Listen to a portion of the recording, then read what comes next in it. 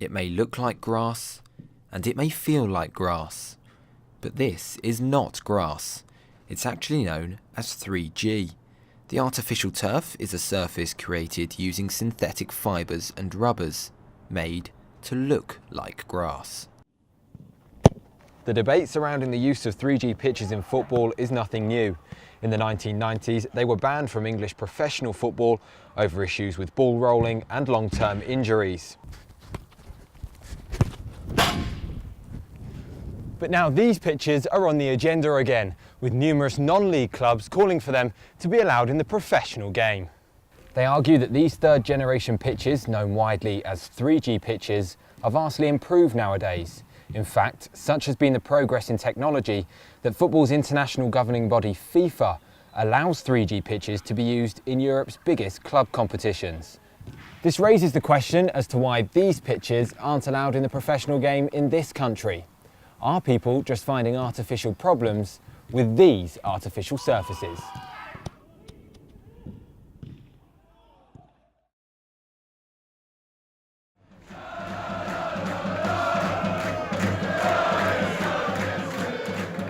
Maidstone United, a football club which plays in the division below the Professional English Football League. A club which regularly attracts more than 2,000 fans to each home game. A club based in the heart of its town and community. But that hasn't always been the case. The football club had virtually expired, really. They were heavily in debt, they were sliding down the leagues, and a town of the size of Maidstone could always justify a football club. Maidstone had been playing at various grounds away from the town for 11 years and were in financial difficulty when Oliver Ashe and Terry Casey took over the club in 2010. With their investment by July 2012, the club had built a new stadium in the town with a 3G pitch. To become involved and to build a stadium, we knew what we were getting into. We didn't quite know the extent of the debts, but we knew pretty much that we would have to find around about £3 million to build a stadium. But the only way the business, the figures stacked up, was if we had a 3G surface here. The income from a 3G surface was absolutely crucial to the running of the business. The business didn't make any sense without a surface that we could use, firstly for training, secondly for all the community teams that use it, then also the hiring out for the six-a-side tournaments that's so big all over the country nowadays, and also the fact that we never have a game postponed on this surface. When the new stadium was built in 2012, Maidstone were the first semi-professional football club in the UK to have a 3G surface. In the 6 years since then, the Maidstone manager Jay Saunders has guided the club to 3 promotions. I must admit, growing up as a youngster, I trained a lot, or as a player, I trained a lot on a midweek on sort of the old AstroTurf pitches, sand-based ones. So as soon as I think Terry and Bill sort of said it was in my head straight away, that's what I had. And I think that is a big problem nowadays with it. I think everyone just thinks back to the old stuff. So I was sceptical, but looking back, I didn't think I had anything to worry about, and it's probably the best thing the club ever did, really. Jay Saunders acknowledges that there are concerns within football about the risk of injuries to players due to 3G pitches. It is in general the older players that sort of worry and question the pitch. I think once they're here and they see the quality of it and how much give it's got in it with the shock pads that we've got underneath now, they realise what a good quality surface it is, and to be honest, it's a better surface than a lot of grass pitches at our level. Other clubs that play in the National League like Maidstone and across the non-league have followed the Kent club's example and laid a 3G surface. And it goes a great ball and the goalkeeper was stranded and it's been turned home. It's a second here for Sutton United. Paul Doswell's Sutton side finished third in the National League this season and will compete in the playoffs for promotion to the English Football League. However, if they were to achieve promotion, Sutton's 3G pitch would not be allowed. They will face the choice of finding an alternative to their pitch or being relegated not only back down to the National League, but down another division to the National League South. It's been well documented now that if we go up, that this surface isn't allowed in the EFL currently, but we're looking at our options at the moment. One would be to put grass back on top of this 3G surface, and the other would be obviously to look at a ground chair whilst we wait to see if the dinosaurs will ever change their minds. Clubs in the English Football League were split when they last voted on whether to allow 3G pitches. They were set to meet in June to vote on the issue again, but that vote has now been called off after an apparent lack of support for artificial surfaces amongst Football League clubs. I understand the principle that we'd all love to play on a superb grass pitch. I look at League Two in the main and their pitches aren't particularly good.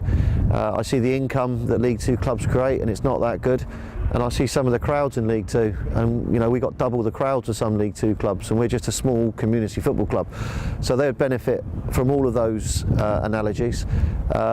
Personally, I think that the vote should be just for League Two clubs. I think that's let artificial go into League Two. Let that be a test.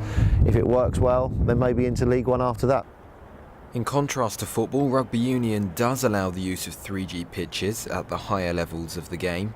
The reigning European champions Saracens, whose team includes England internationals such as Owen Farrell, have played on an artificial surface at their stadium since 2013. I know a lot of people talk about the respect side of it and the way football should probably learn a bit more from the rugby side of it. We actually use the pitch for football as well. It's not at a professional level, but we run some nine-a-sides and bits and pieces. Feedback's very positive. I know I'm talking about grassroots players here, and it's a social kick around as such, but there's no reason you couldn't play football on it. Other Aviva Premiership sides, such as Newcastle Falcons and Worcester, have since followed Saracens' example by investing in 3G pitches of their own. There's no factual evidence that this will cause more injuries, this will cause bigger issues. There's the mindset that you can package up a load of stats to make it say what you like. Football and rugby clubs with 3G pitches make a compelling argument as to why the surfaces are so beneficial. But there are also many people within the sports who have concerns. The Lincoln City manager Danny Cowley and his assistant and brother Nicky Cowley are viewed widely as one of the most exciting management duos in the Football League. Last season they guided Lincoln City to promotion from the National League to the Football League in just their first season in charge of the Imps. Before that, the pair had managed in non-league football for many years, where 3G pitches are allowed. From my experiences, we played at Sutton's 3G pitch, and they water their pitch, and then the pitch plays really fast. Also played at Maidstones, where it's been really dry and the ball's really stuck, and definitely the outcome of the game was affected by the pitch, which I don't think anybody wants. The Cowley brothers were also PE teachers before taking over at Lincoln City. Sports science and player welfare are a key part of their approach to management. We're very careful not to train on synthetic surfaces, artificial surfaces within 48 hours of a game, because they do cause joint issues and some tendon issues, and there's definitely research to suggest. And do you know what, the younger players that play on, that have been brought up with them, get on with them much better. So it's sometimes familiarity and what you're used to, and you never really young players moaning, but a lot of the senior players who are not so used to them moan about their tendons. So if clubs were given a say on whether 3G pitches should be allowed in the Football League, would Danny Cowley vote in favour of the artificial surfaces? It would be a no. It would be a no, because I don't know, I just believe football should be played on the grass. I do, and it might be quite old-fashioned, but that's my view. Shall be arriving into Manchester Oxford Road. I've come to Manchester, the home of Premier League giants Manchester United and Manchester City, and home to the Professional Footballers Association, more commonly known as the PFA, who represent the views of players in the professional game. In a PFA survey of over 1,800 players earlier this season, 94% of those who responded were against the reintroduction of 3G pitches. I've come to meet the PFA's Assistant Chief Executive Simon Barker to find out more. The players that we've spoken to, they're the ones who are playing on it, not the owners, not the chief executives and the chairman and other people. They're the ones, and they know their bodies and they know how it affects them. And that was what they told us, was that it does affect them for a number of them where they couldn't train or play on them. So it affected their careers. In League One and League Two especially, during winters like this where there's a lot of rain, the pitches are very heavy. Are those pitches not just as dangerous to players as they perceive an artificial pitch to be? I would agree.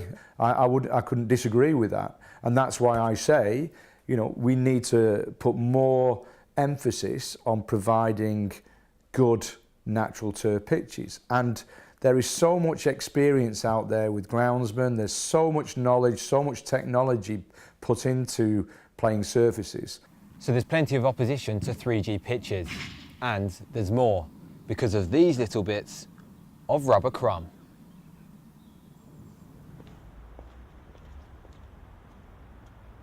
I've travelled to Darlington to meet Nigel Maguire. Nigel's son Lewis passed away in March this year at the age of just 20 after a 4-year battle with cancer.